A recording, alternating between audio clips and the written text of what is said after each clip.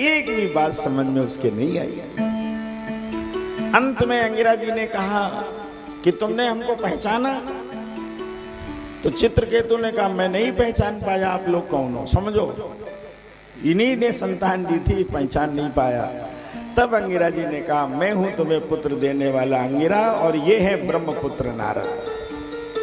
अब पहचान गए? बोले हाँ हाँ महाराज आपने संतान दी थी, अब कृपा करो एक बार वो बेटा एक बार केवल दिखाई दे दे, एक बार हमारी बात सुन ले, एक बार तो उसको गोद में लेके हम दुलरा लें। महाराज ऐसा चला गया, मैं तो कुछ सुख नहीं पा पाया। अंगिरा जी ने नारद जी की तरफ देखा और कहा कुछ हो सकता है क्या? नारद जी ने कहा आप आज्ञा करो, हो तो सब सकता है। आज्ञा हुई और नारद जी ने जीवात्मा का आवाहन कर दिया। मरा हुए बेटे की जीवात्मा का आवाहन किया और जीवात्मा सामने प्रकट हो गई। बोले बेटा, जीवात्मा अपने रूप में सामने आई। नारद जी ने कहा बेटा ये तुम्हारा शरीर पड़ा हुआ है, ये तुम्हारा परिवार रो रहा है, ये तेरे पिता रो रहे हैं, ये तेरी माताएं रो रही हैं, एक बार शरीर में आ जाओ और इनको सबको सांत्वना तो दे दो, उसके बाद चले जाओ। तब उस बेटे ने, वो बेटा टनाटन बोले, उसने जीवात्मा ने कहा नारद जी आप तो ज्ञानी हैं, ये कथा सुन लो, और इस कथा को यदि सुन लोगी तो जो आपका कभी कभी घटनाएं घटती है परिवार में, तो जितना बड़ा भैकड़ा पसरता है, पछाड़ खा खा के जो गिरती हो, फिर पड़ोसन देखती है वो बेहोश हो गई, बेहोश हो उसको ही नहीं होता है, फिर बेहोश होती है, फिर कलछुली डाली जाती है, फिर होश में आ जाती। ये जो नाटक होता है ना, हम देखते हैं, ये नाटक आज से बंद हो जाएगा यदि ध्यान से इस कथा को सुन लोगी तो। इसीलिए कथाएं होती हैं, और कथाओं का काम क्या है? कथा सुन लो केवल ध्यान से, ज्ञान जिंदगी भर के लिए है, मुझे तो है। ये गुप्ता जी बैठे, संजय गुप्ता जी, ये हमारे मित्र, इनके परिवार में एक मौसी के यहाँ घटना घट गई, बड़ी अनहोनी घटना। तो वो खाना पीना बंद, बड़ा भयंकर दुख, इतना दुख कि परेशान।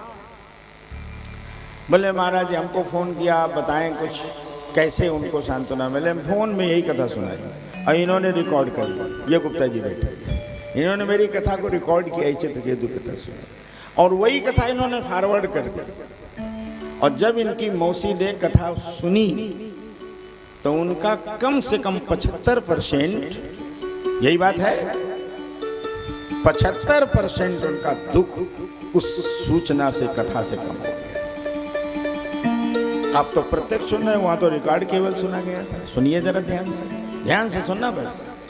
जिस समय जीवात्मा ने कहा आप तो नारद बुद्धिमान हो और आप ऐसी बातें करते हो कि इस शरीर में आ जाएं और इनको सांत्वना दे दें, ये हमारे पिता हैं, ये हमारी माताएं हैं, जाने कितने जन्म हुए नारद जी, कितने जन्म हमने लिए, किस जन्म में ये मेरे पिता थे, किस जन्म में मैं इसका बेटा था, किस जन्म में ये माताएं थी, तो मुझे कुछ पता भी नहीं।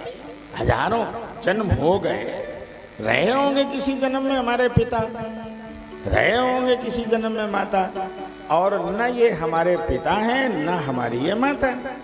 यहाँ तो मैं इसलिए आया था कि मुझे भेजा गया था, मौका बढ़िया था। नारद जी ने कहा क्या मौका? तो जीवात्मा ने कहा ये जो सामने बैठा है जिसका नाम चित्रकेतु, ऐसे बोल रहा था बेटा टनाटन, ये चित्रकेतु जिसको आप मेरा पिता कहते हो, ये मेरा मित्र था, इसने हमारा पैसा हजम करके बेईमानी कर गया, मैं उस पैसे के वियोग में मरा, तड़फ तड़फ के मरा, और जब मुझे अगले जन्म का नंबर आया तब तक ये उस पैसे का इसने भोग भी किया और यज्ञ भी किए। यज्ञ का परिणाम ये मिला कि राजा बन गया, लेकिन भोग का परिणाम ये मिला कि 1 करोड़ रानियों के बाद भी इसके कोई संतान नहीं। तो हमसे कहा गया मौका बढ़िया है, चाहो तो बदला निकाल लो।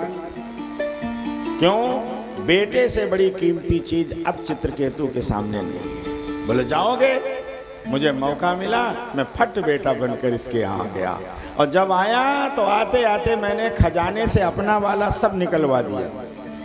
लुटाया था ना इसने, अपना वाला सारा निकल गया, पालन पोषण में ब्याज का निकला। जो ही